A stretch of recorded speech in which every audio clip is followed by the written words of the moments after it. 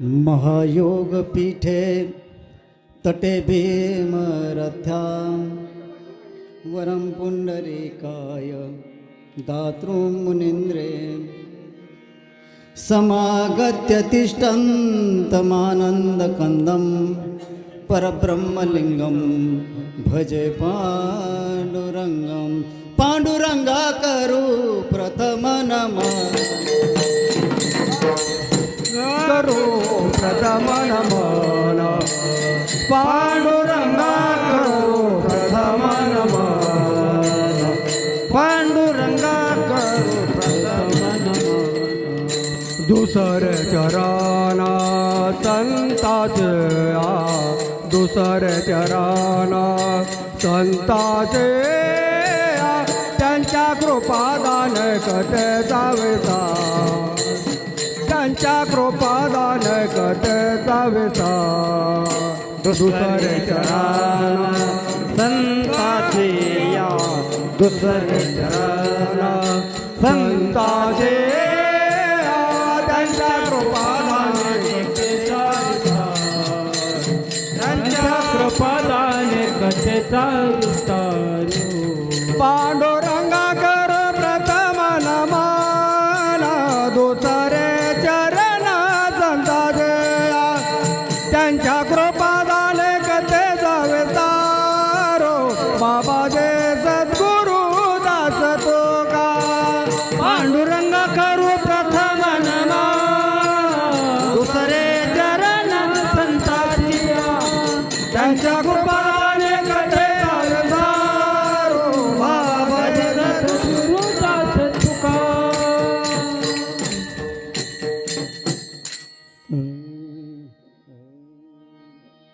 ओम नमो ज्ञानेश्वरां करुणाकरा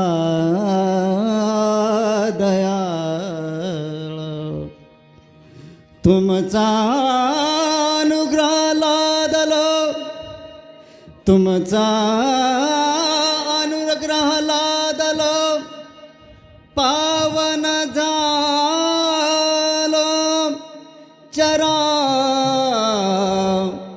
चरण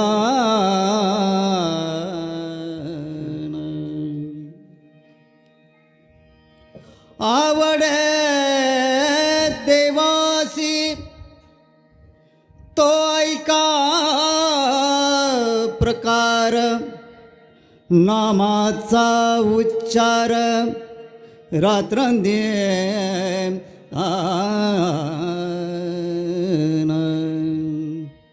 नामाचा उच्चार रात्रंदिन नामाचा उच्चार रात्रंदिन प्रस्तुत प्राप्त सेवेकरता प्रभू रामचंद्राच्या दरबारामध्ये घेतलेला अभंग शांती ब्रह्म एकनाथ महाराजांचा नामाची महती वर्णन करणारा 4 चरणांचा अभंग सेवेसाठी घेतलेला आहे। या अभंगाद्वारे नाथ महाराज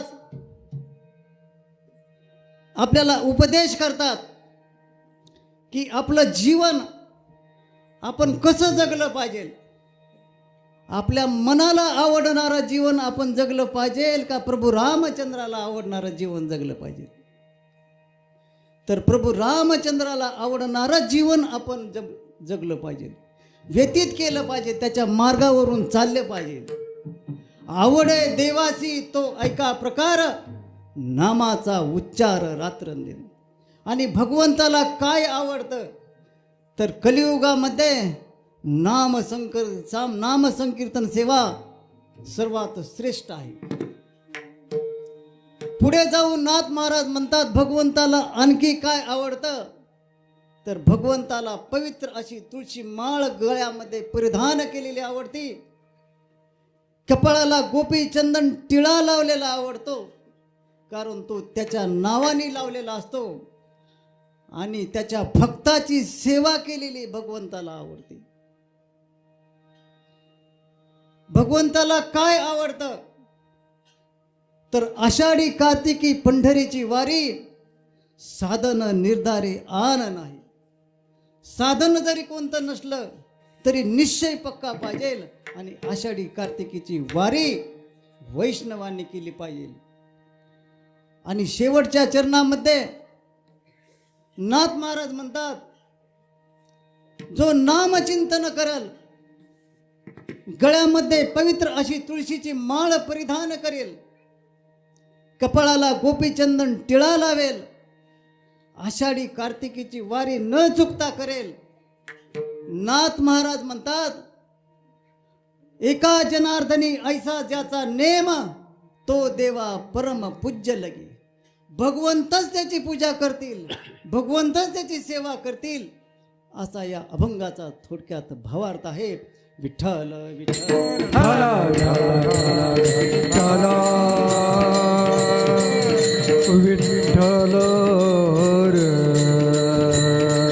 वारकरी संप्रदायाच्या नियमाप्रमाणे थोडा परिहार देणं क्रमप्राप्त आहे. आज या ठिकाणी सालाबाद प्रमाणे प्रभू रामचंद्राचा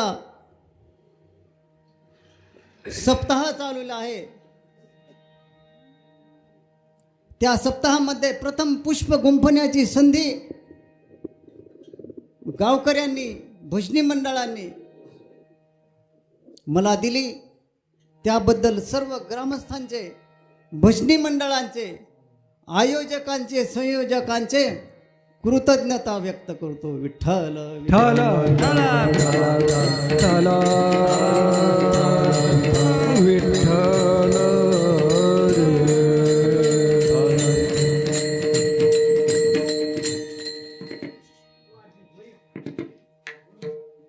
आवडे देवासी तो ऐका प्रकार, नामाचा उच्चार रात्रंदिन. आज अतिशय पवित्र अशा दिवशी आपण सर्वजण प्रभू रामचंद्राच्या दरबारामध्ये भक्तीच्या रसाचं पान करत आहोत. आज गुढीपाडवा आहे. गुढी उभारली आहे सर्वांनी. तर का गुढी उभारली आज, हे नवीन पिढीला हे सांगितलं गेलं पाहिजे. शालिवाहन नावाचा एक कुंभाराचा मुलगा होता, सर्वसामान्य घरातील मुलगा, पण जुलमी राजाची राजवट प्रजेवर अन्याय अत्याचार करत होती. त्याला कुणी जाब विचारत नव्हतं. त्या कुंभाराच्या मुलानं ठरवलं, ह्या जुलमी राजवटी विरुद्ध आवाज उठवायचा. आवाज उठवायला सैन्य पाहिजे, राजाबरोबर लढाई करावं लागल. तर कशी करायची? त्या कुंभाराच्या मुलानं मातीचे पुतळे बनवले. मातीचे पुतळे बनवले आणि त्याच्यामध्ये भगवंताच्या कृपेने प्राण ओतला. आणि ते मातीचे पुतळे जुलमी राजवटीच्या विरुद्ध त्यांनी एल्गार पुकारला, युद्ध पुकारलं आणि जुलमी राजवट उलथवून टाकली आणि शालिवाहनाचं राज्य स्थापन केलं. म्हणून आजच्या दिवशी चैत्र शुद्ध प्रतिभेदाला आपण सर्वांनी गुढ्या उभारल्या, आनंद व्यक्त केला. अशा या पवित्र दिनी आज आपल्या रामनवमीचा हरिनाम सप्ताहाचा प्रथम पुष्प आपल्याला गुंफवायचं आहे. वारकरी संप्रदायाच्या नियमाप्रमाणे पहिलं पुष्प गुंफताना नामाची महती सांगायची असते. तुम्ही म्हणता नामाची महती सांगायची, नाम घ्यायचं, पण त्याच्यासाठी मनुष्य जन्म पाहिजे. मनुष्य जन्म मिळणं अतिशय दुरापास्त गोष्ट आहे. जन्मोजन्मी आम्ही बहु पुण्य केले, जन्मोजन्मी आम्ही बहु पुण्य केले, जन्मोजन्मी आम्ही बहु पुण्य केले, जन्मोजन्मी आम्ही बहु पुण्य केले. देवाया विठ्ठल कृपा केले, देवाया विठ्ठल ना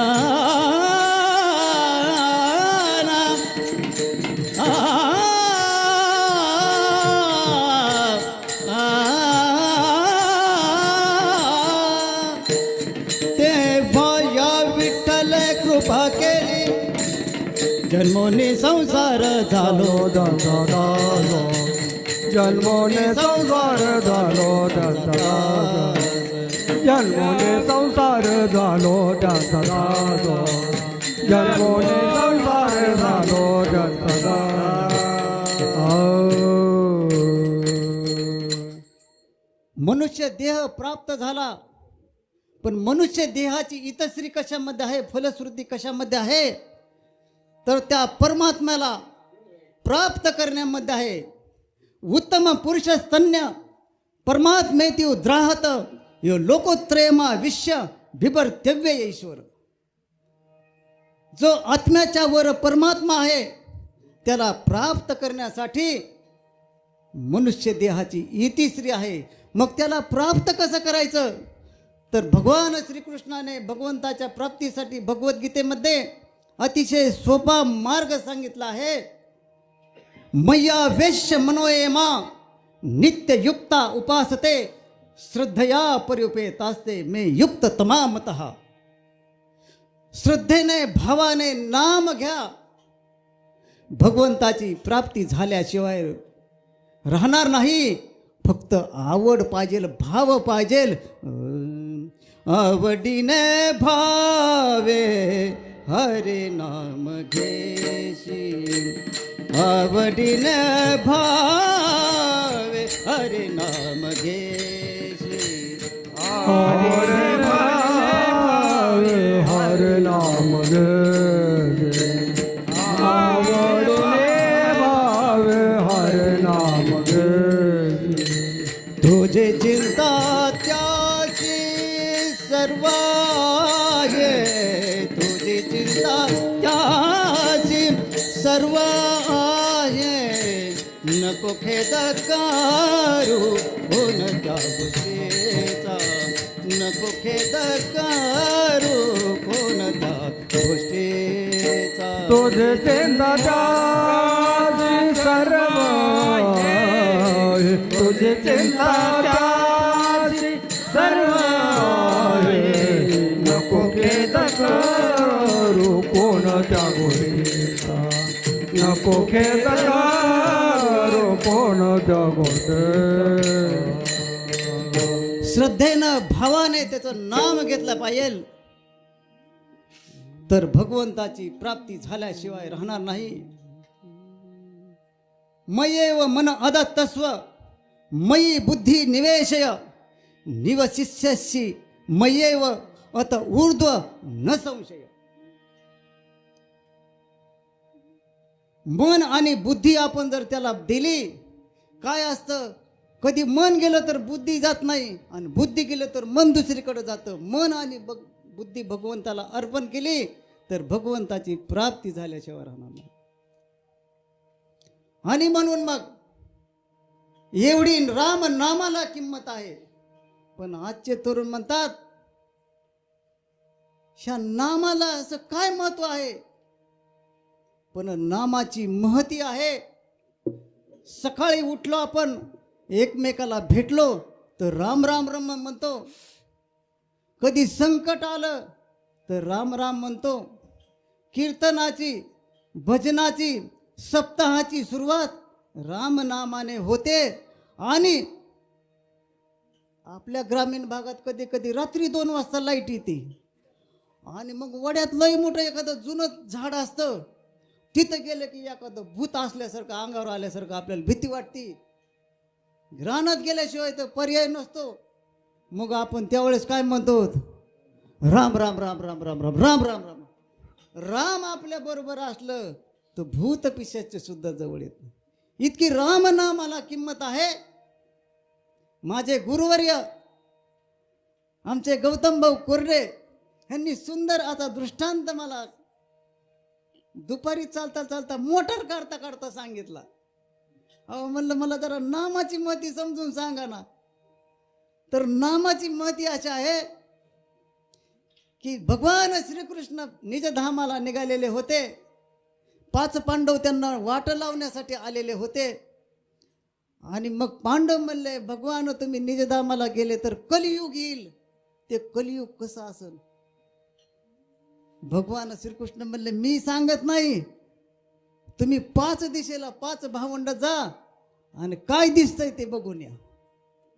धर्मराज गेले. धर्मराजाला काय दिसलं? एक गरुड पक्षी आकाशात उंच झेप घेत होता. त्याच्या पंखावर गीते ज्ञानेश्वरीचे श्लोक लिहिलेले होते, वेदांचे ऋचा लिहिलेल्या होत्या, पण त्याच्या तोंडामध्ये मांसाचा तुकडा होता. आज कलियुगामध्ये हुशार लोक दिसतील तुम्हाला, विद्वान लोक दिसतील, पण चारित्र्यहीन लोक सुद्धा आपल्याला पाहायला मिळतील. त्यांचं वासना कालच्याच पेपरला बघा, एका कीर्तनकाराच्या संस्थेमध्ये, त्याच संस्थेमध्ये शिकलेल्या बालिकावर त्याच कीर्तनकाराने अत्याचार केले. म्हणजे तो विद्वान होता, विद्या वाचस्पती होता, पण वासनेच्या आहारी गेलेला होता. हे कलियुगात असं दिसणार आहे. परत भीमा गेला. भीमाला भगवान म्हणले तुला काय दिसलं? ते म्हणले मला हत्ती दिसलं, पण त्याला 2 तोंड होते.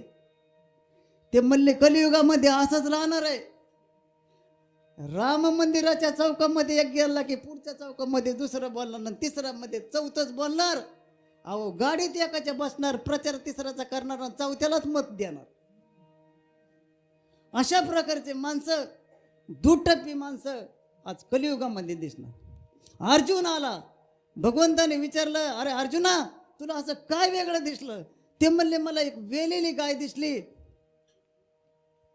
तिचं छान असं गोंडस वासरू होतं, दूध पिलं म्हणले तिला. 4 सड मोकळे केले, आणि 4 सड मोकळे केले म्हणलं त्याच्याच गायीला ती लात मारायला लागलं. म्हणले कलियुगामध्ये असंच होणार आहे. लाथा नाहीत मारणार, पण वाईट वक्त तर निश्चितच बोलणार. आणि मग नकुल गेला. नकुल आला. भगवान श्रीकृष्णापाशी म्हणले तुला काय दिसलं? म्हणले मला 2 विहिरी जवळ जवळ होत्या, जोड विहिरी. म्हणले एका विहिरीत लई पाणी होतं, म्हणले हातालाच यायचं, आणि एक विहीर बघायला गेलो तर शेजारचीच, पण लई खोल पाणी. म्हणले कलियुगामध्ये असंच राहणार आहे. भरपूर पाणी, पण ती खारटही पिता येत नाही. त्याचा काय उपयोग आहे? ज्ञानवंत भरपूर आहे, पण त्या ज्ञानाचा कशालाच उपयोग नाही. नाही शेतीला, नाही प्रपंचाला, नाही संसाराला, कशाचाच नाही. आणि एक विहीर खोल आहे, तिचं पाणी पाताळात आहे, पण ते गोड आहे. साधू संत सज्जन भेटतील, इकडे खाऱ्या पाण्याचे पाकिट घेऊन कीर्तन करत भरपूर झालेत. पण आमच्यासारखे, गौतम भाऊ सारखे, उद्या आमच्या जाधव महाराजांचं कीर्तन आहे, अशी निष्काम सेवा करणारे कीर्तन तुम्हाला बोटावर मोजण्यासारखे तळात दिसतील. अशा प्रकारे. आणि मग सहदेवाला विचारलं तुला काय दिसलं बरं? ते म्हणलं मी एका डोंगराच्या कडेवरून चाललो होतो, म्हणलं वर धड धड धड धड शिळ चालली. म्हणलं मला वाटलं माझ्या अंगावर पडते काय, पण मी म्हणला तुमचा धावा केला, राम राम राम राम म्हणलो म्हणला, आणि ती गवताच्या काडीलाच अडकली. म्हणला तसं कलियुगामध्ये नाम घ्या. काही अपराध कळत न कळत झालेला असेल, काही चुका झालेल्या असतील, तर त्याची परिणिती झाल्याशिवाय राहणार नाही. घेता नाम, घेता नाम, घेता नाम, घेता नाम, घेता नाम, घेता नाम, घेता नाम, घेता नाम, विठोबाचे पर्वत जळतील पापाचे, पर्वत जळतील पापाचे, पर्वत जळतील पापाचे. घेताना विठोबाच, घेताना विठोबाच, पर्वत जळतील पापाचे, पर्वत जळतील पापाचे. अशी कलियुगामध्ये नामाची महती आहे.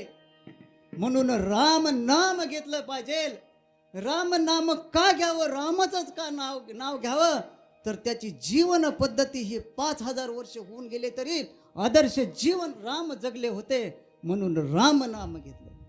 मग राम कसं जीवन जगले होते, तर रामाच्या जीवनामधली आज्ञाधारकता, रामाच्या जीवनामधलं बंधू प्रेम, रामाच्या जीवनामधलं पती पत्नीचं प्रेम, रामाच्या जीवनामधली मैत्री आणि रामाच्या जीवनामधला संयम, हे रामाच्या जीवनातले आदर्श तत्व होते. उद्या अयोध्येचा राजा म्हणून राज्याभिषेक होणार होता, पण कैकेयीने 3 वर मागितले.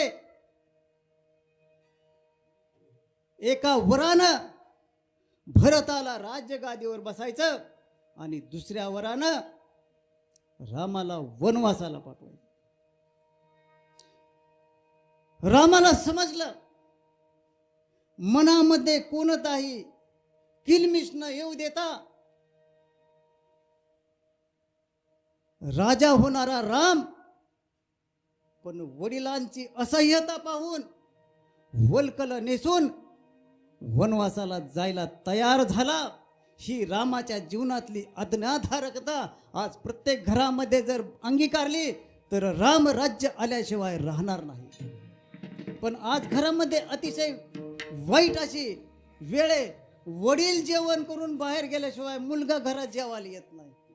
संवाद विसंवाद आज्ञाधारकता तर फार लांब गोष्टी गेलेल्या आहेत. दुसरी रामाच्या जीवनामधली गोष्ट म्हणजे बंधू प्रेम. भरत आजोळवरून आला, त्याला समजलं कैकेयीला काय काय बोलू लागला. रामाला आणायला गेला. लक्ष्मणाला वाटलं भरत चाल करून आलाय, पण राम म्हणले भरत तसा नाही, माझा भरतावर विश्वास आहे. भरताने त्याला कोटी विनवण्या केल्या, पाय घड्या पसरल्या, पाय धुतले, पाय घट्ट धरून ठेवले, पण म्हणले दादा ही राजगादी तुझी, तू ह्या राजगादीचा स्वीकार कर. इतकं प्रेम भावाभावाचं होतं.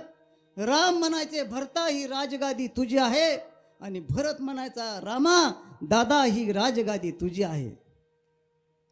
आज आपण राम राम म्हणतो, पण भावाला जर त्याचा घास जळून चालला तर उन्हाळ्यात एखादी पाळी तरी कमीत कमी द्यावी, तरी राम राम म्हणल्याचं पुण्य तुम्हाला भेटेल. दुसरी गोष्ट पती पत्नीची रामाच्या जीवनामध्ये हा फार मोठा आदर्श होता की राजा जनकाची मुलगी आणि हा ही राम दशरथाचा मुलगा. सीतेला वनवासाची आज्ञा नव्हती, पण ती म्हणली आज्ञा आणि ब्राह्मणाला साक्ष ठेवून मी शपथ घेतली आहे की पतीच्या सुख आणि दुःखामध्ये मी तुझी सहचारिणी राहील. आणि लगेच ही नववधू पतीवर संकट आले तर पतीच्या संकटाला खांद्याला खांदा लावून वनवासाला निघाले. आज आपण नवऱ्याने करता करता एखादी गोष्ट चुकली की पत्नी लगेच अंग काढून घेते, ती म्हणते चालले माझ्या भावाकडं, माझा भाऊ लय मोठा, ही कशाला कुठं ना तुम्हाला कोणी करायला सांगितलं होता. पण असं नाही म्हणत येऊ द्या संकट, आपण त्या संकटाला धैर्याने तोंड देऊ. तर असं पती पत्नीचं प्रेम प्रत्येक घरामध्ये असेल तर रामराज्य घरामध्ये आल्याशिवाय राहणार नाही. रामाची मैत्री अशी होती, सुग्रीवावर संकट आलं, रामाने कायदा मोडून त्या वालीचा वध केला, त्याची शिक्षा त्याला पुढच्या जन्मामध्ये भोगावं लागली, पण मित्राचं रक्षण केलं. आज मित्र कसे, तुमच्याजवळ सत्ता संपत्ती भरपूर असली तर तुम्हाला भरपूर मित्र, आणि तीच सत्ता संपत्ती जर यदा कदाचित गेली तर तेच मित्र खाणारे पिणारे, त्याच मित्राचे कष्ट. आता त्याचं काय करणं राहिलं, आता फार वाया गेलं, मी तर त्याचं गाठ सुद्धा घेत नाही. म्हणजे जोपर्यंत सत्ता संपत्ती आहे, जोपर्यंत ऐश्वर्य आहे, तोपर्यंत भरपूर मित्र, पण गेलं तर अश्रुपुसाला सुद्धा कोणी येत नाही. पण रामाच्या जीवनातली मैत्री अशी होती की संकट काळी धावून येणारी मैत्री होती. आणि रामाच्या जीवनामधला सर्वात आदर्श कोणता गुण असेल तर संयम हा होता. राजा राम अयोध्येचा होणारा, पण त्याला वल्कल नेसून अयोध्येला जायची वेळ आली. किती संयम असेल, किती संयम असेल. अहो आपलं समजा 2 भाऊ असले, 20 एकर जमीन असली, वडील म्हणले नाही ना 20ची 20 दाखल्याला जायची, तुला काय सुद्धा नाही. किती संयम ठेवू बरं आपण. अहो कोयत्यानी 2 तुकडे करायला द्यायचे नाहीत आजचे मुलं. पण रामाच्या जीवनामध्ये किती संयम होता. भरत रामाला परत राजगादीवर अयोध्येवर आणण्यासाठी गेला, पण रामाने त्याला सांगितलं, पित्याची आज्ञाशीर सावंद्य मानून मी वनवासाला निघालेलो आहे. वडिलांना शब्द दिलेला आहे 14 वर्ष वनवास करूनच येईल. आपल्यासारखं बोलवायला आला असं तर लगेच घाशा कुंडळून माघारी आला असं, राजगादी पटकवली असती. पण किती संयम. अहो रामाच्या जीवनातल्या संयमाच्या सीमा. राम वनवासावरून आले, राज्याभिषेक झाला आणि एक धोबी धोता धोता काय म्हणला, परीट काय खरं असतं म्हणला, मोठ्यांचं म्हणलं आपल्या गरीबाचं दिसतं पण मोठ्याचं काही दिसत नाही म्हणला. आपल्या गरीबाने असं झालं असतं म्हणला. सीता म्हणला इतके दिवस तिकडे होते, रावणाकडे होते, काय खरंय म्हणला तिचं. हे नुसते त्या धोब्याचे शब्द त्या प्रभू रामचंद्राच्या कानावर पडले. वास्तविक सीता ही भूमिकन्या होती, पवित्र होती. पण माझ्यावर एखादा अपराध जर येत असेल तर दुसरा राजा असता तर लगेच त्या धोब्याचे 2-4 तुकडे केले असते, एखाद्या आडा टाकून दिला असता. पण प्रभू रामचंद्राने किती संयम पाळला की राजा, आदर्श राजा कसा असावा हे दिसण्यासाठी सीतेचा त्याग केला. किती संयम. अशा प्रकारे राम नामाचं महत्व आहे. आदर्श पुरुष राम होता, म्हणून आपण राम नाम नित्य घेतलं पाहिजे. रघुपती राघव पंचम रघुपती राघव विठ्ठल विठ्ठल.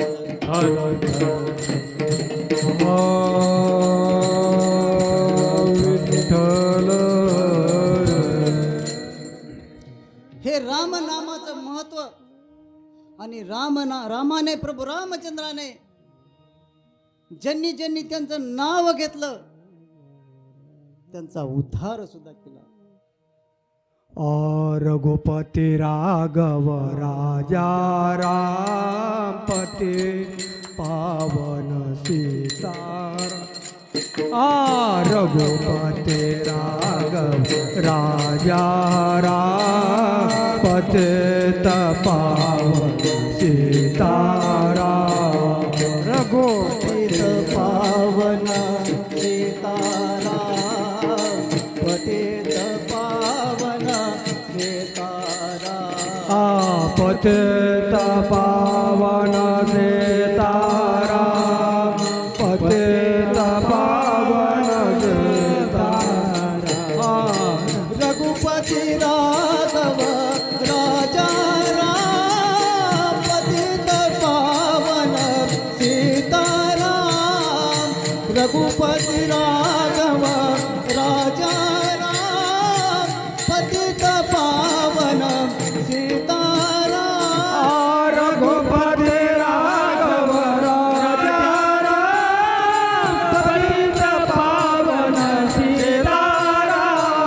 रघुपती राघव राजा राम, पतित पावन सीतारा.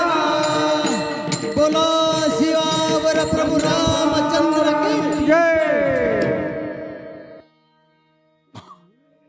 असे राम नामाची महत्व होते म्हणून आदर्श पुरुष राम होऊन गेले. आणि ज्यांनी त्याचं नाव घेतलं, ज्यांनी त्यांचं नामचिंतन केलं, त्यांचा त्यांनी उद्धार सुद्धा केला. ब्रह्मदेवाची मुलगी अहल्या, आपण कुणी अहिल्या म्हणतो, हो नाही का. इकडे तिकडे आपण मराठी अडाणी लोक असतो. उपवर झाली, ब्रह्मदेवाला वाटला तर तिचं लग्न करावं. वधू संशोधन चालू झालं. मुलं बघायला चालू झाले. आता इतकी त्यावेळेस मुलांवर वाईट परिस्थिती नव्हती. त्यावेळेस मुलांना मुली भेटायच्या आणि मग वधू संशोधन झालं, सुरू झालं. आणि मग इंद्र ब्रह्मदेवाच्या दरबारामध्ये मुलीचं संशोधन करण्यासाठी आले. इंद्राला ती अहिल्या आवडली, अहिल्याला पण तो आवडला. कारण इंद्राचा ऐरावत सगळंच त्याच्याकडे, काय कमी. ऐश्वर्य संपन्न अशी इंद्राची स्थळ होतं. अहिल्याला पण आवडलं, इंद्राला पण ती मुलगी आवडली. पण ब्रह्मदेवाला वाटलं मी सृष्टीचा निर्माता, मी एवढा मोठा, आणि सहज असं बघायला आलं, मुलाला मुलगी कसं काय देऊ. नाही म्हणले, मी आता स्वयंवर मांडणार, त्याच्यात पण ठेवणार, आणि जो तो पण जिंकल त्याला माझी मुलगी देणार. हे काय नसते कुठाने करायचे नसतेच बघा. जर आपली समजा मुलगी एखाद्या मुलाला पसंत पडली, मुलीला तो मुलगा पसंत पडला, आपलं कुळ गोत्र जात पात एक असेल, तर वडिलांनी जास्त डोकं चालवू नये, त्यांचा विवाह करून द्यावा. पण ब्रह्मदेवाला वाटलं नाही नाही, मी ब्रह्मसृष्टीचा निर्माता आहे. स्वयंवर ठेवलं आणि पण मांडला की जो पृथ्वीला प्रथम प्रदक्षिणा घालून येईल त्याला ही अहिल्या माळ घालल. सगळे देश विदेशीचे राजपुत्र आले. आणि तिथं कोण आला, तिथं कोण आले तर गौतम ऋषी आले. एवढी मोठी पांढरी दाढी वाढलेली, जटाचे बुचडे बांधलेले, गळ्यात रुद्राक्षाच्या माळा, हातात कमंडलू. आईला म्हणले ही कशाला आलाय, गोसावी म्हणले इथं, आता ह्याचं काय काम आहे. आणि त्या गोसावीने घेतला की त्या स्वयंवरात भाग घेतला. सगळेजण पळायला लागले, कुणी रथात, कुणी मोरावर, कुणी त्याचं वाहन असेल त्याच्यावर पृथ्वीला प्रदक्षिणा घालू लागले. इंद्राचा ऐरावत तर जीव दूर जात निघाला, तर निम्म अंतर तर त्याने क्षणार्धातच कापलं. आणि हा गोसावी कमंडलू, हा ऋषीकडे काय असतं तेव्हा. आईला वाटलं हे कशाला आला वा. अहो मागच्या 2-3 वर्षापूर्वी असंच झालं. मी कीर्तन करायला लागलो, मी धोतर घालायला लागलो. माझ्या मंडळीला वाटलं आता ही धोतरावर थांबणार नाही, ही बी आता दाढी बिडी वाहून काहीतरी बोवायच्या मागे. म्हणली आता हे गावोगाव फिरल, आता म्हणली पंचायत झाली. पण म्हणली फिर नका. पण म्हणली ह्या बाबाला जर समजा दाढी वाढलेली, धोतर ही गुचाडा बांधलेला, आणि ह्याला जर लग्न कार्यात नेलं आणि माझ्या बहिणी बाळा तरी हिचं बुद्ध दाखवलं तर माझी आबरू जाईल. मी म्हणलं त्याची काय काळजी करू नको, मी फक्त लग्नातच कीर्तनात धोतर घाली जाईन, पटका घाली जाईन, दाढी बिडी काय वाढवणार नाही, तू काय चिंता करू नको. तवा हे आमचं मोडता मोडता परत जुळलं बघा. आणि मग ते ऋषी पळू लागले की आता चालणं किती का असतं माणसाचं. पण चालता चालता त्यांना एक वेलेली गाय दिसती, पायाचे खूर बाहेर आले असते, काळी कपिली गाय असती. त्या काळ्या कपिला गायला त्यांनी वेडा मारला आणि ब्रह्मदेवापुढे उभं राहिले. म्हणले मी आलो पृथ्वीला प्रदक्षिणा घालून. ती म्हणले कस काय, म्हणले शास्त्र चाळा. तिथं काय पंडित म्हणले बरोबर आहे, वेलेल्या गायला जर प्रदक्षिणा घातली, ती जर काळी कपिली असेल तर पृथ्वी प्रदक्षिणेचं पुण्य मिळतं. ह्याला आता मुलगी दिल्याशिवाय पर्याय. त्या गोसाव्याला माळ घालावं लागले. माझ्या पत्नीवर काय त्याची वेळ आली नाही, आम्ही आपलं सामोपचारात मिटवून घेतलं. आणि मग त्यांचा संसार चालू झाला. अशात घरंदाज मुली असतात, जसा असेल तसा कडाला नेऊ म्हणले, पुढच्या जन्मात बघू आपण. पण इंद्राच्या मनात खतखत होती, इंद्राच्या मनात राग होता. ह्या गोसावड्याने माझी पसंत पडलेली मुलगी माझी, त्याच्यावर त्यांनी लग्न केलं. त्याच्या मनात राग होता. वेगळेच इंद्राने काय केलं, त्या गौतम ऋषीचं रूप घेतलं ना आणि गेला त्याच्या आश्रमात. आता ते गौतम ऋषी स्नानासाठी नदीवर गेलेले होते आणि हे गेला आतमध्ये घरात शिरला. तितक्यात गौतम ऋषी आले. गौतम ऋषीने ते डुप्लिकेट बघितला गौतम ऋषी की त्यांची तळपायाच्या आगच मस्ताला गेली. लाल वासनेच्या संगे नको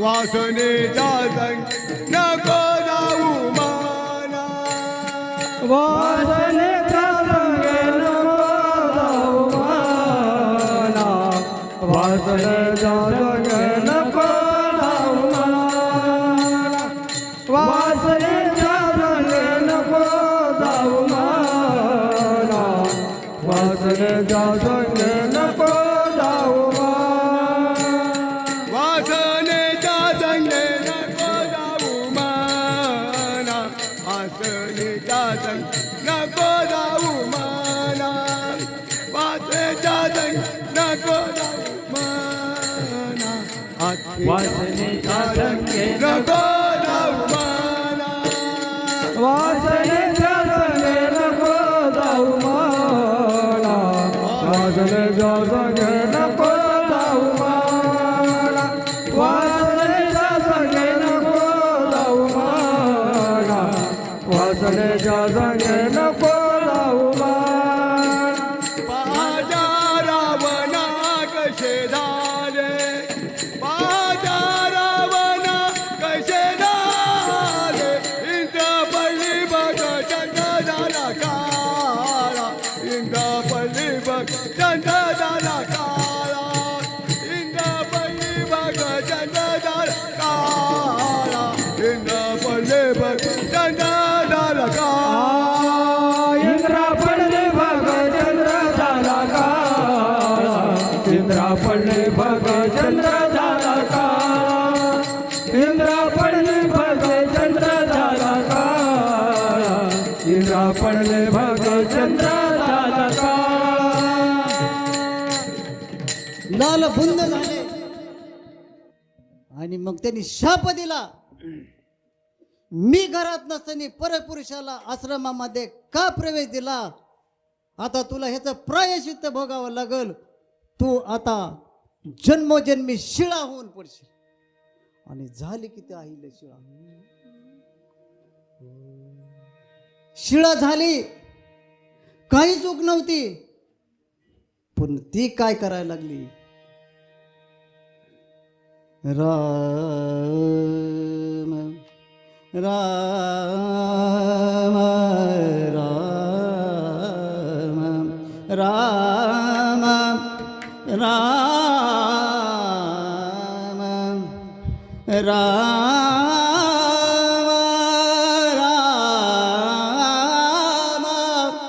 राम राम जय जय राम असं राम नामाचा जप करायला लागले आणि विश्वामित्राच्या यज्ञाचं रक्षण करून प्रभू रामचंद्र बिहार मधून जनकपुरीला चालले आताच्या काळामध्ये ते नेपाळमध्ये आहे जनकपुरीला चाललेले होते विश्वामित्र म्हणले हे प्रभू युगानुयुग ही अहिल्या शिळा होऊन पडलेली आहे तुमचं नामचिंतन करत आहे तुमच्या चरण स्पर्श तिला करा प्रभू रामचंद्र म्हणले ती माझी माता आहे तिचा चरण कसं लावू नुसत्या चरणाची धूळ गेली आणि अहिल्या प्रकट झाली आणि प्रभू रामचंद्राचे पाय तिने धरले राघवा चरण तुझे लागले राघवा राघवा चरण तुझे लागले राघवा चरण तुझे लागले आज मी जपमुक्त झाले आज मी जपमुक्त झाले राघवा चरण तुझे लागले राघवा चरण तुझे लागले राघवा चरण तुझे लागले राघवा चरण तुझे लागले प्रभू रामचंद्राच्या चरणाची धूळ तिच्या मस्तकावर पडली आणि तिचा उद्धार झाला असाच उद्धार झाला राक्षस कन्या शबरीचा राक्षसाची मुलगी पण मांसाहार होऊ लागला रात्रीच पळून आली मातंग ऋषीच्या आश्रमामध्ये राहू लागली वर्षानुवर्ष राहिले, पण मातंग ऋषीचा अंतकाळ जवळ आला. मातंग ऋषीने तिला जवळ बोलावून घेतलं, मांडीवर बसवलं, डोक्यावरून हात फिरवला, मायेची पाखर घातली आणि म्हणले, मुली शबरी शबरी शबरी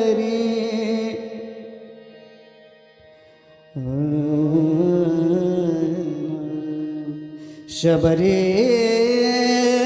शबरी शबरी शबरी शबरी शबरी शबरी शबरी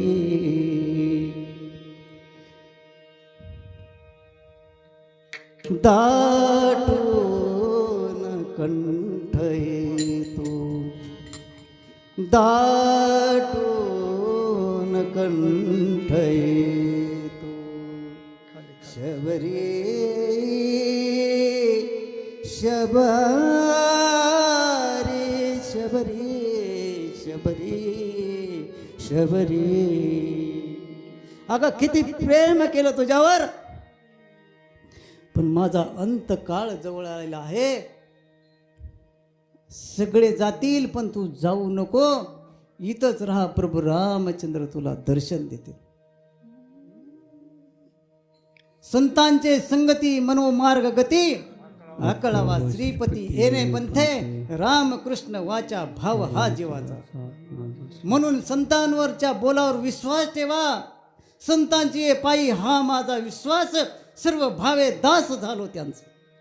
शबरीने विश्वास ठेवला आणि तिथं ती राम राम नाम घेत घेत राहू लागली.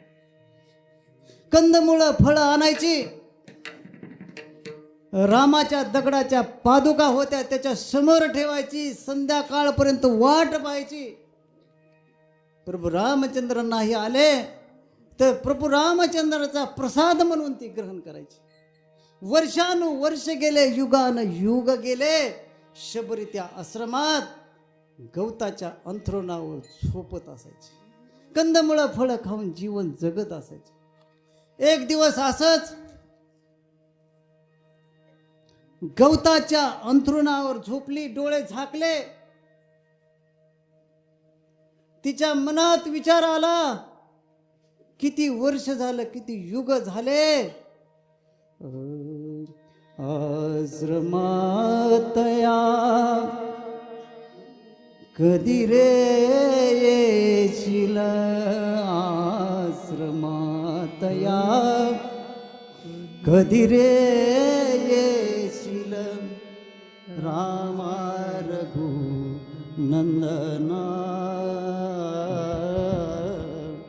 रामा रघु नंदना. पतित पावना श्री रघुनाथा, पतित पावना श्री रघुनाथा. एकदाच ये जाता जाता. डोळ्यामधून तिच्या अश्रू गळगळ गळगळ गळगळ वाहू लागले.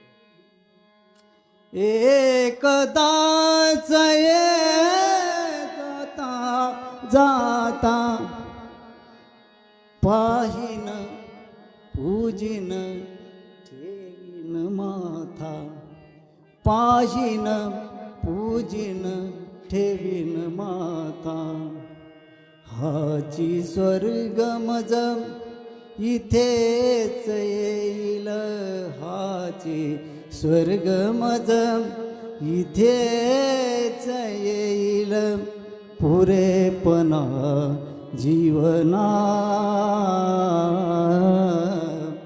रामा रघु नंदना, रामा रघु नंदना. डोळ्यामधून घळघळ घळघळ घळ असे वासरू वाहू लागले. वाट पाहत पाहत वर्षानुवर्ष निघून गेले. रोज नित्यक्रम, रोज बोर आणायला जायची, पण बोर मुक्याने तोडत नसायची. रघुपती राघव रघुपती राघव गजरी गजरी तोडित बोरे शबरी शबरी तोडित बोरे शबरी शबरी तोडित बोरे शबरी तोडित बोरे शबरी शबरी तोडित बोरे शबरी. ध्याने जपिले मनी पूजली ध्याने जपिली मनी पूजली प्रभुरायाची मूर्त सावळी रघुनाथाची मूर्त सावळी बघावयाला याच टोळी बघावयाला याच टोळी आतुरले मी किती अंतरे रघुपती राघव गजरी गजरी तोडित बोरे शबरी शबरी तोडित बोरे शबरी. रघुपती राघव गजरे गजरे रघुपती राघव गजरे गजरे तोडित बोरे शबरी शबरी तोडित बोरे शबरी.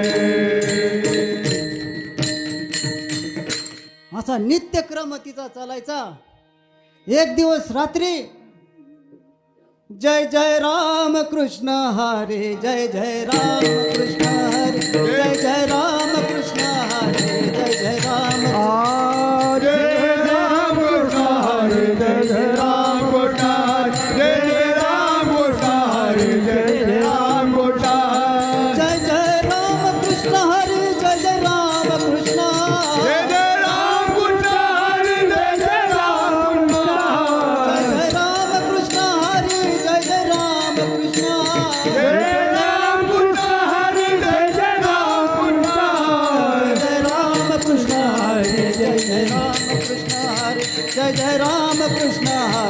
जय राम कृष्ण जय जय राम कृष्ण हरे जय जय राम कृष्ण हरे जय जय राम कृष्ण जय जय राम कृष्ण हरे जय जय राम कृष्ण जय जय राम कृष्ण हरे जय जय राम कृष्ण हरे जय जय राम कृष्ण जय जय राम कृष्ण हरे जय जय राम कृष्ण जय जय राम कृष्ण हरे जय जय राम.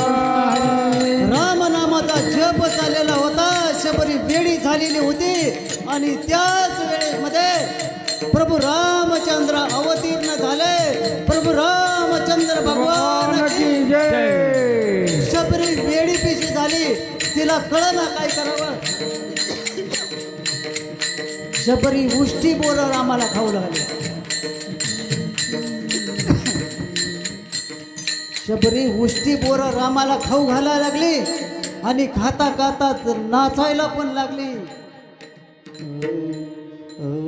पायोजी मैने राम रतन धन पायो पायोजी मैने राम रतन धन पायो पायो राम रतन धन पायो राम रतन धन पायो. पायोजी मैने राम रतन धन पायो पायोजी मैने राम रतन धन पायो मैंने राम रतन धन पायो मैंने राम रतन धन पायो. वस्तु अमोलिका दी मेरे सतगुरु वस्तु अमोलिका दी मेरे सतगुरु कृपा कर दिखलाओ पायो जी मैंने राम रतन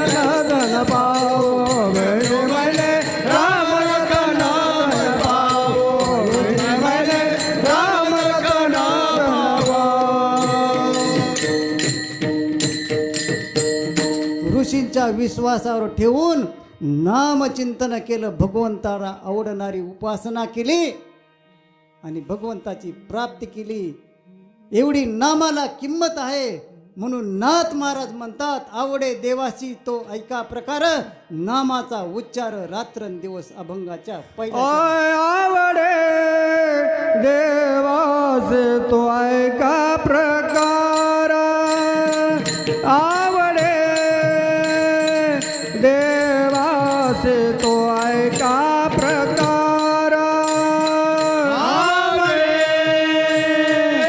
देवासी तो ऐका प्रकाश, आवडे देवासी ऐका प्रकाश, नामाचा उच्चार रात्रंदिला, नामाचा उच्चार रात्रंदिला, तुळसे माळ गळा गोपे चंदन टिळा, तुळसी माळ गळा गोपे चंदन टिळा, नामाचा ओझा वैष्णवाचा गोपिका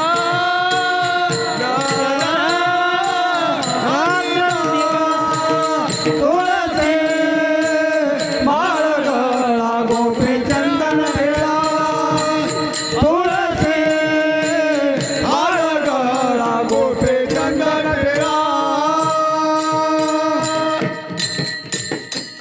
आणि दुसऱ्या चरणामध्ये नाथ महाराज म्हणतात, तुळशी माळ गळा गोपीचंदन टिळा, हृदयी कळवळा वैष्णवांचे. गळ्यामध्ये पवित्र अशी तुळशीची माळ घालावी. तुळशीची माळ घालणं म्हणजे देह भगवंताला अर्पण करणं. असा आध्यात्मिक आणि वैज्ञानिक दोन्ही तुळशीचे फायदे आहेत. तुळशीचा नुसत्या 4 पानं जर तर आपण सत्यनारायणाच्या प्रसादामध्ये ठेवले तर त्या शिराचा प्रसाद होतो. तसं आपल्या देहावर हे तुळशी पत्र ठेवलं तर देह भगवंताला अर्पण होतो. इतकी तुळशीची महती आहे. राजा परीक्षिताने सुद्धा, कलीने राजा परीक्षिताला वचन दिलं की ज्या घराच्या दारासमोर तुळशी वृंदावन असेल त्या घरामध्ये कली प्रवेश करणार नाही, म्हणून सर्वांनी घराच्या दारापुढं तुळशी वृंदावन बांधावं.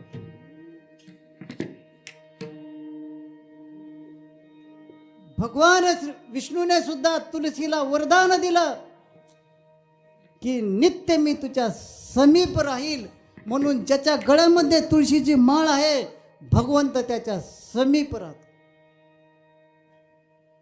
आणि भागवतामधून एक कथा आलेली आहे. सध्या माझा भागवताचा अभ्यास चालू आहे. थोड्या दिवसामध्ये भागवताचा 7 दिवसाचा कार्यक्रम आपल्याला अतिशय श्रवणीय, अतिशय भव्य दिव्य करण्याची मनीषा मनात बाळगलेली आहे. म्हणून भागवतामध्ये तुळशीचं महत्त्व आलेलं आहे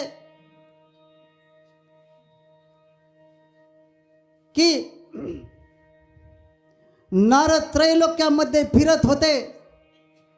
नारायण नारायण नारायण नारायण नारायण नारायण नारायण नारायण नारायण नारायण नारायण नारायण नारायण नारायण नारायण नारायण म्हणून कुठे गेले तर सत्यभामेच्या महालामध्ये गेले. भगवान श्रीकृष्णाची आवडती राणी, आवडती पत्नी सत्यभामाला ऋषी आले म्हणून सत्यभामेनं लगेच धावत पळत पाट आणला, चौरंग आणला, मुनींची पाद्यपूजा केली, त्याच्यावर फुलं वाहिले, गंध अक्षता वाहिल्या आणि त्यांना आतमध्ये स्थानापन्न केलं. स्थानापन्न केलं. म्हणले कसं काय चाललंय, काय नाही, ठीक आहे, इकडलं तिकडलं गप्पा झाल्या. आणि मग सत्यभामेच्या मनामध्ये एक सल होती. तिला वाटलं ह्या नारदाजवळ ही बोलून दाखव. माहेरचा माणूस आला की मनातली सल बोलून दाखवली जाते. परत म्हणले मोठे भाई आहेत ना आमचे मोठे धीर, लई चांगले होते, पण आता असं ना त्यांच्या मनात जरा आडी आल्यासारखी मला वाटायला लागले. ही माहेरचा माणूस आला की सासूरवाची माईला मनातली सल खतखत कुठंतरी बोलून दाखवत. तसं त्या सत्यभामेला वाटलं आता हे मुनी आलेत, ह्यांच्याजवळ आपल्या मनातली सल कुठंतरी बोलून दाखवली पाहिजे. म्हणले काय झालं. म्हणले माझं भगवान श्रीकृष्णावर एवढं प्रेम आहे, पण मला जन्मोजन्मी भगवान श्रीकृष्ण नवरा मिळावा ह्याच्यासाठी काय करावं. म्हणले काय नाही, भगवान श्रीकृष्ण ब्राह्मणाला दान देऊन टाक. त्यांना ब्राह्मणाला दान दिलं की जी वस्तू आपण ह्या जन्मामध्ये दान करतो पुढच्या जन्मात ती भरपूर मिळते. म्हणले चालतंय. गेले इकडे तिकडे ब्राह्मणवाड्यात. म्हणले माझा नवरा दान करायचा आहे. म्हणले कोण नाही नवरा. म्हणले भगवान श्रीकृष्ण. म्हणले की लोक मागे सारखं. कोणता ब्राह्मण काय तयार झालं नाही. म्हणले आली माघारी. म्हणले काय सांगू. म्हणले कुणी तयार होय ना. नारद म्हणले कुणी तयार होय ना. असू दे. म्हणले मी ब्राह्मणच आहे. म्हणले तुझा नवरा मला दान देऊन टाक. कमंडलू घेतलं, संकल्प सोडला आणि देऊन टाकलं भगवान श्रीकृष्णाच्या नारदाच्या झोळीत त्यांना टाकून दिलं. नारद गेले भगवान श्रीकृष्णाकडं. म्हणले उठा. म्हणले काय झालं. म्हणले आज मी मालक आहे. म्हणले इथून पुढं आता म्हणले मी जसं म्हणेन तसं करायचं. म्हणले चालतंय. काय तुमचा विना घेऊ का. म्हणले विना माझा आहे. म्हणले हे चपलं घ्या. म्हणले हे खडावं घ्या, डोक्यावर घ्या, चला माझ्या मागं. निघाले की त्यांची वरात. सगळ्या द्वारकेतून निघाल्यावर त्या राण्या लागल्या बघायला वरून माडीवरून. म्हणले हे काय. म्हणले आता झालंय. म्हणले सोंग. भगवान म्हणले नारदाच्या चपला घेऊन म्हणले डोक्यावर चपला घेतले तर चाललेत. म्हणले धडा धडा धडा धडा सगळ्या खाली आल्या ना आडिवलं. म्हणले हे कस काय. म्हणले आता काय बोलू नका. म्हणले ह्याला मी दान. म्हणले मला दान दिलं सत्यभामेने. म्हणले सत्यभामे काय एकटी त्यांची मालक आहे का. आम्ही 16,108 मालकीनी त्यांच्या. आमचं भगवान श्रीकृष्ण माघारी द्या. नारद म्हणले नाही नाही आता तसं मिळत नसतं. म्हणले आता तर तुम्हाला परत पाहिजे असेल तर त्यांचे वजना इतकं सोनं मला द्यावं लागेल तेव्हा ती तुम्हाला परत देत. आणला तराजू काटा. आणला. सगळ्या श्रीकृष्णाच्या ज्या 16,108 पत्न्या होत्या सगळ्यांनी त्यांचं जेवढं सोनं होतं अंगावरचं कपाटातलं इकडं तिकडं डब्यात ठेवलेलं, काहींनी माहेरी ठेवलेलं होतं. माहेरी ठेवलेलं सुद्धा आणलं आणि टाकलं तराजूत हाला ना. एक जणीच्या लक्षात आलं. म्हणले सगळ्या आल्या, रुक्मिणी आली नाही. म्हणले रुक्मिणीचं सोनं घेऊन या, तिला बोलवून आणा. गेल्या काही त्यातल्या पळत बायका. म्हणले चल चल चल. म्हणले काय. म्हणले लई बाका प्रसंग आहे. म्हणले आपल्या पतीवर लई बाका प्रसंग आहे. म्हणले तुझं काय सोनं नाणं असेल ते घेऊन चल. म्हणले ती तुळस महादेव करीत होती. या मोरासारखा सगळ्या दाटी वाटेन बसा. पुढे तुळस महादेव करत होती. सरा या मोर.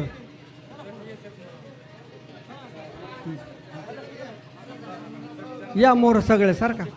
नाही तर पुढे येऊन बसा काही. बस बस.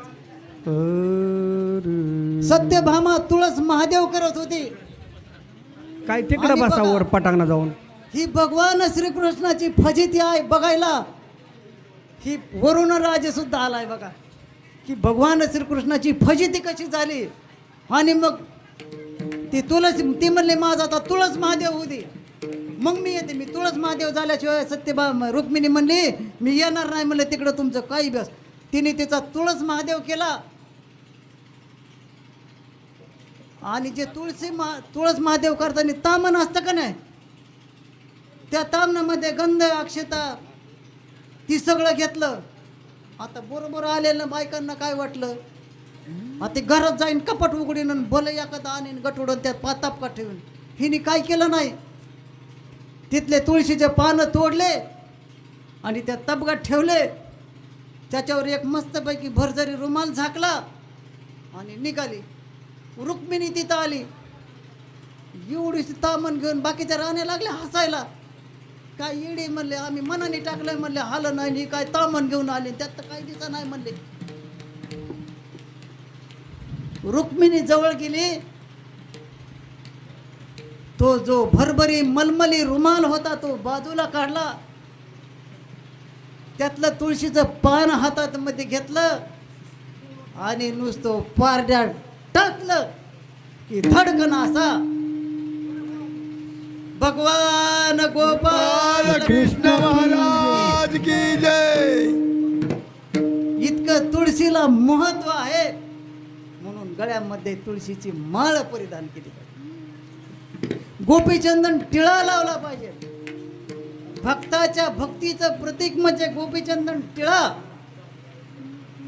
ते गोपीची भक्ती पाहून भगवंताने गोपीच्या पायाखालची माती आपल्या मस्तकाला लावली आणि मग त्यावेळेसपासून त्याला नाव पडलं गोपीचंदन टिळा. आणि हृदयी कळवळा वैष्णवाचा. संतांची वारकऱ्यांची सेवा करावी. सावतामाळी शेतामध्ये काम करत होते. कांदा मुळा भाजी, कांदा मुळा भाजी, कांदा मुळा भाजी, कांदा मुळा भाजी, अवघी विठाई माझी, अवघी विठाई माझी, अवघी विठाई माझी, अवघी विठाई माझी. अवघे विठाई माझे, अवघे विठाई माझे, अवघे विठाई माझे, अवघे विठाई माझे. सावतान केला मला, सावतान केला मला, विठ्ठल पायी गोविला गळा, विठ्ठल पायी गोविला गळा. कांदा मुळा भाजी, कांदा मुळा भाजी, कांदा मुळा भाजी, कांदा मुळा भाजी. अवघे विठाई माझे, अवघे विठाई माझे, अवघे विठाई माझे, अवघे विठाई माझे. सावतामाळी शेतात काम करत असताना भजनामध्ये दंग होते आणि त्याच वेळेस नेमकी ज्ञानोबा माऊली तुकाराम, ज्ञानोबा माऊली तुकाराम, ज्ञानोबा माऊली तुकाराम, ज्ञानोबा माऊली तुकाराम, तुकाराम तुकाराम तुकाराम तुकाराम, तुकाराम तुकाराम, तुकाराम तुकाराम, ज्ञानोबा माऊली तुकाराम, ज्ञानोबा माऊली तुकाराम, माऊली तुकाराम. ज्ञानोबा माऊली तुकाराम. दिंडी चालली, दिंडी चालली. सावतामाळ्याने हातातलं काम टाकलं, त्यांना अडवलं. म्हणले पाणी प्या, म्हणले पाणी नाही, आम्हाला 8 दिवस झालं, म्हणले अन्न नाही. आता सारखं त्यावेळेस नव्हतं गुलाबजामुन, वारकऱ्यांना जेवायलाच भेटत नव्हतं. सावतामाळ्याने लगेच कनिंग फोडली. पुढे भरपूर जागा आहे, पुढे भरपूर जागा आहे, पुढे भरपूर जागा आहे. पुढे सारखा, पुढे सारखा, आजी पुढे सारखा. कनिंग फोडली आणि त्या वारकऱ्यांना जीव घातलं. त्याचा परिणाम असा झाला की त्याच्या भक्ताची सेवा केल्यामुळे पंढरीचा पांडुरंग सावता माळ्याला दर्शन देण्यासाठी त्याच्या मळ्यामध्ये आला. म्हणून तुळशी माळ गळा गोपीचंदन टिळा, हृदयी कळवळा वैष्णवाचा, अभंगाच्या दुसऱ्या चरणात. आषाढी कार्तिक तुळशी माळ गळा दुसरं चरण. तुळशी माळ गळा गोपी चंदन टिळा, तुळशी माळ गळा गोपी चंदन टिळा, तुळशी माळ गळा गोपी चंदन टिळा, तुळशी माळ गळा गोपी चंदन टिळा. हृदयी जिव्हाळा वैष्णवाचा, हृदयी कळवा वैष्णवाचा तुळसी माळ गळा गोपीचंद तिळा तुळसी माळ गळा गोपीचंद तिळा हृदय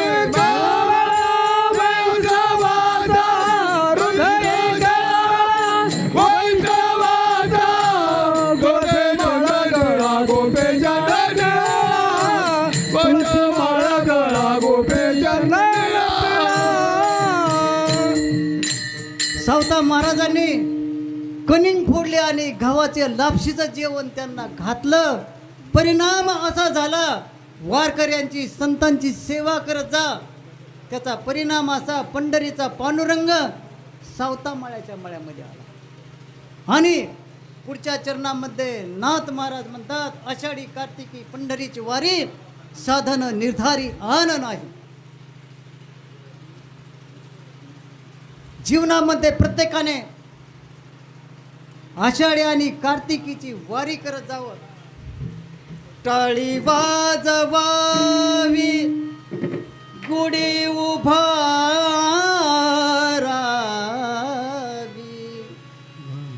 टाळी वाजवावी गुढी उभारावी,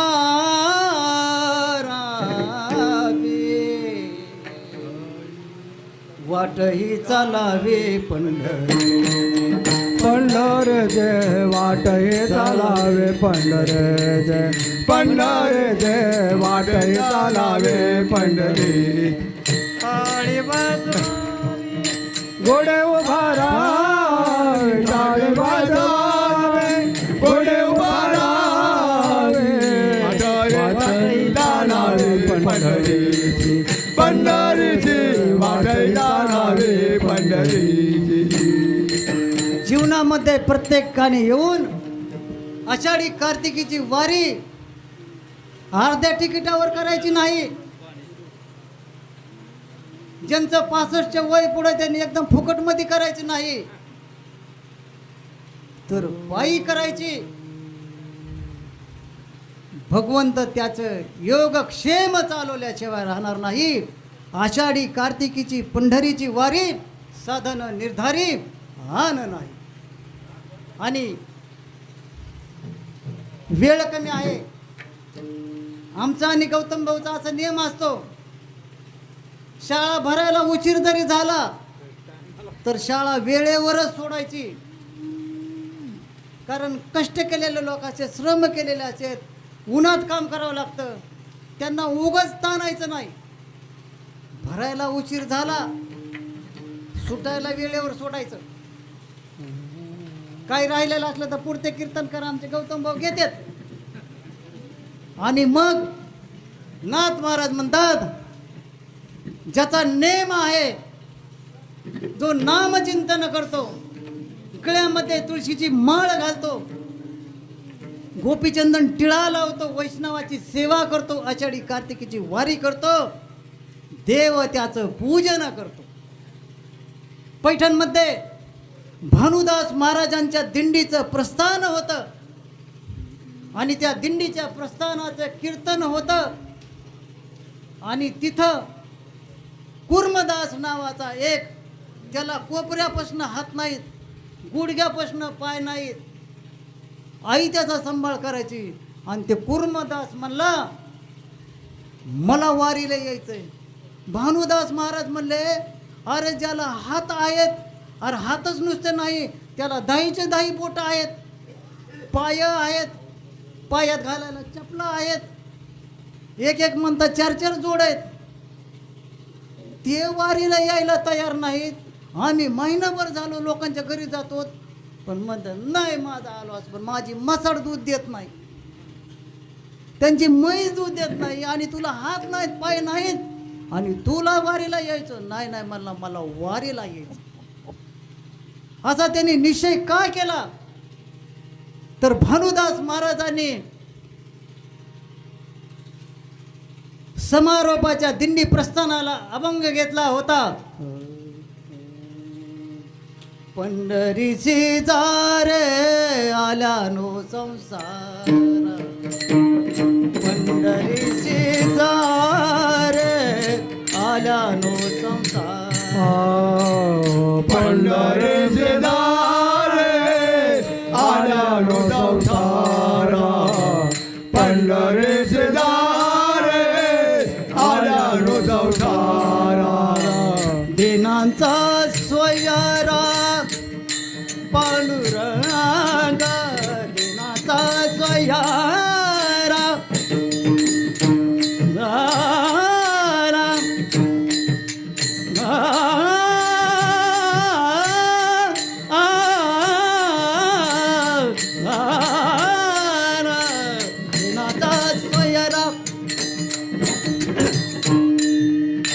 दिनाचा स्वयारा पांडुरंग पांडुरंग वाट पाये उभा भेटीचे आवडी वाट पाये उभा भेटीचे आवडी वाट पाये बा भेटेचे आवड वाट पाये बा भेटेचे आवड कुर्मदासाला वाटलं हा पंढरीचा पांडुरंग हा दीन दलित पदी दलितांचा उद्धार करणारा आहे त्याचं दुःख नाहीसा करणारा आहे तो दयाळू आहे तो कृपाळू आहे तो भक्त वत्सल आहे हात पाय नसले तरी आता मी पंढरपूरची वारी करणार दिनांचा सोयरा पांडुरंग दिनांचा सोयरा दिनांचा सोयरा दिनांचा सोयरा पांडुरंग पांडुरंग वाट पाये बा भेटेचे आवड वाट पाये बा भेटेचे आवड अशा दीन दलित पदित दुबळ्यांचा तो सांभाळ करणारा आहे त्या कुर्मदासाला वाटलं आपल्या जीवनाचं सार्थक होणार नसू द्या हातपाय पण ओंडक्यासारखा तो कुर्मदास दर कोस दर मुक्काम हुंडक्यासारखा गरंगळत गरंगळत ह्या गावावरून त्या गावावर परत तो दिंडीच्या पुढं चालायचा दिंडीच्या पुढं जाऊन हलकरा द्यायचा आणि मग असं करत करत करत त्यावेळेस काय डांबरी सडका नव्हत्या रस्ते नव्हते काट्याकुपाट्याचे पांदीतून रस्ते होते अंगात खडे रुतले काटे रुतले जीव असा विव्हाळत होता बघताईसे जाना चेतेही उदास गेले आशा पाश निवारो त्याला म्हणायचं भक्त रक्त बंगाळ झालेलं होतं अंगाची चाळणी झालेली होती अन्नामध्ये पोटामध्ये अन्नाचा कण नव्हता कारण काही अन्न खावं तर प्रातर्विधी कसा करायचा त्याची काय आई बरोबर नव्हती म्हणून पोटात काही नव्हतं लहुळ गाव जवळ आलं त्या कुर्मदासाला पुढं असं गरंगळत गरंगळत सुद्धा जाणं शक्य नव्हतं रक्तबंबाळ अवस्थेमध्ये कुर्मदास तिथं उन्हात पडलेला होता भानुदास महाराज जवळ कुर्मदासाने त्याला काय हात नव्हते जे कोपरापर्यंत हात होते तुटके ते आशे जोडले आणि भानुदास महाराजांना म्हणले महाराज एवढा करा उपकार एवढा करा उपकार एवढा करा उपकार एवढा करा उपकार सांगा ते पण नमस्कार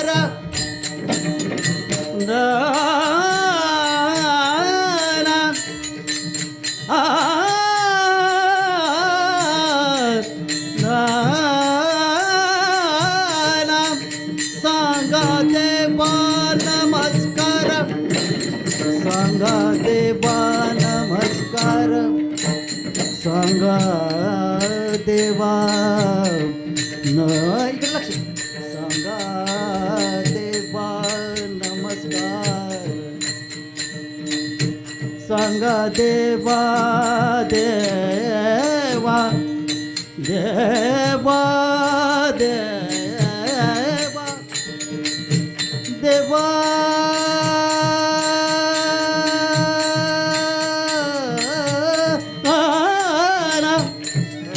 सांगा देवा नमस्कार, एवढा कराओ उपकार, एवढा कराओ उपकार.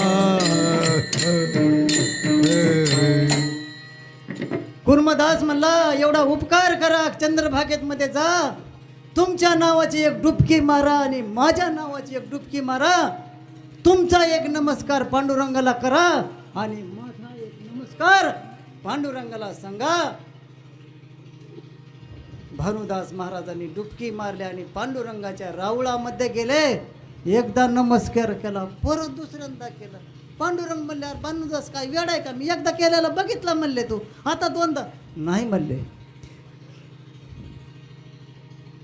तुमचा एक भक्त आहे म्हणले, लहुळमध्ये विकलांग अवस्थेत मध्ये रक्तबंबाळ झालेला आहे म्हणले, तोंडाला फेस आलेला आहे, पोटात अन्न नाही, विठ्ठल विठ्ठल विठ्ठल विठ्ठल अहो रात्र त्याचा जप चाललेला आहे, त्याचा हा नमस्कार आहे. पांडुरंगाला वाईट वाटलं, आषाढी वारीची गर्दी बाजूला सारली आणि पांडुरंग त्या लहुळ गावी आले. पाहतो तर तो हा कुर्मदास रक्तबंबाळ झालेला, पण मुखावटे विठ्ठल विठ्ठल विठ्ठल विठ्ठल. पांडुरंगाने त्या कुर्मदासाला मांडीवर घेतलं, आपल्या शेल्याने त्यांचं अंग पुसलं. पांडुरंगाच्या डोळ्यातून घळघळ घळघळ घळघळ असे अश्रू वाहू लागले. अरे म्हणले कुर्मदासा, एवढा त्रास कशाला घेतला म्हणले. नाही म्हणले, मला तुझी दर्शन घ्यायचं होतं. भक्ती अशी असावी की भगवंताच्या डोळ्यामधून घळघळ घळघळ घळघळ अश्रू आहे. कबीर महाराजांचं अतिशय सुंदर प्रमाण आहे. कबीरा कबीरा जब हम पैदा हुए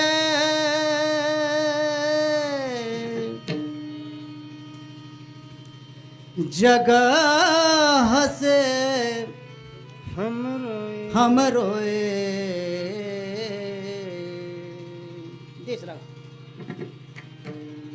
ऐसी करनी कर चलो हम हंसे जग रोए.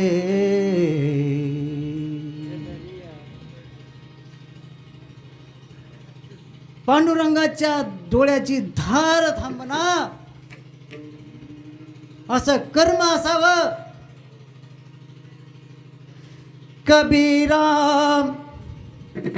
जब हम पैदा हुए जगह से हम रोए.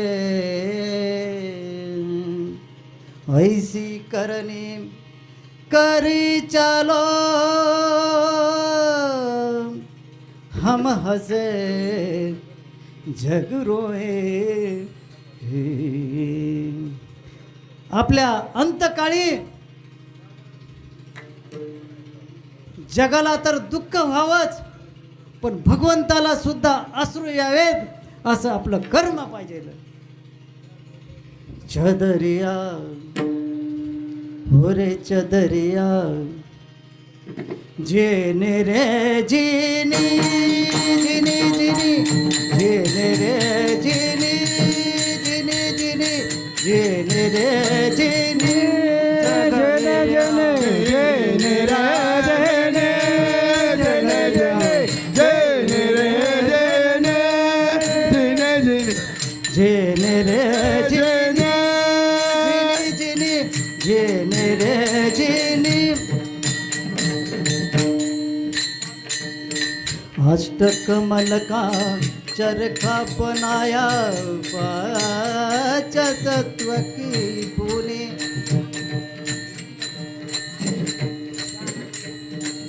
अष्टकमल का चरखा बनाया पांच तत्व की पुणे 9-10 मास भुनन को लागे 9-10 मास भुनन को लागे मूरत मैले जेने दर्या जने रे जने जने जने जने रे जने जने जने रे जने राम नाम के राम राम के राम राम के राम नाम के राम राम रस जने जने जने रे जने जने जने रे जने जने जने रे जने ह्या दोन वादकांना एकदा टाळ्या वाजवा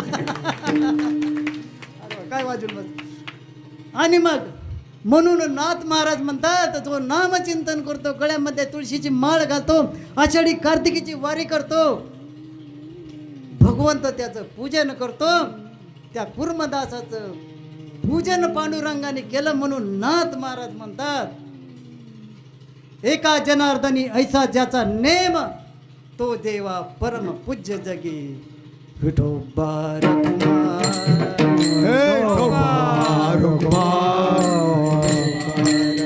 जय गोपाल कुमार विठोबा कुमार जय गोपाल कुमार जय गोपाल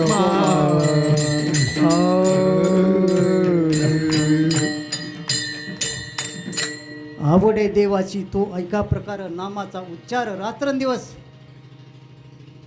जसं माझ्या बुद्धीला ह्या अभंगाचं निरूपण करता आलं तसं मी केलं जे काही योग्य निरूपण होतं तात्या ते सगळं आमच्या गौतम भाऊचं होतं माझं नुसतं तोंड आहे बघा सगळं हे आमच्या गौतम भाऊचं आहे बघा माणसाने खरं बोलावं बघा सगळे अभंग माझे गौतम भाऊ मला करून देत नाही मी माझं तोंड वापरतो बाकी काय वापरत नाही अहो इतके हुशार माणसं आहेत ना आळंदीत सुद्धा त्याचे माणसं सापडायचे नाहीत जे योग्य सगळं होतं सगळं त्यांचं एखादं चुकलं असेल तर तो माझ्या बुद्धीचा दोष तुमचं लेकरू म्हणून मला माफ करा ह्या 2 तासाच्या प्रवासामध्ये आजारी असून सुद्धा नगरला तपासून आले तरी सुद्धा आले नुसता फोन केला लगेच आले आमचे यश महाराज सगळे आमची भजनी मंडळी उद्या कीर्तन तरी आमच्या गौतम भाऊ लागत 2 तास उभा राहिले आता उद्या परत त्यांना 2 तास उभा राहायचे सगळे आमचे भजनी मंडळी ताळकरी आमचे फोटोग्राफर भालदार चोपदार आमचे विनयकरी ज्यांनी माझा आवाज तुमच्यापर्यंत पोहोचवला असे आमचे दत्त साऊंड सर्व्हिस संतोषजी मोळकर आणि हे सगळं जरी असलं तरी माझं वेड्या बागड्याचं 2 तास तुम्ही ऐकून घेतलं नाही हे काय मोठं नशीब आहे तुम्हाला सगळ्यांना धन्यवाद देतो भैरवीची चाली होईल आणि कीर्तनाची सांगता होईल ज्ञानेश्वर ज्ञानराज ज्ञानेश्वर माऊले ज्ञानराज माऊले तो ज्ञानेश्वर माऊले ज्ञानराज माऊली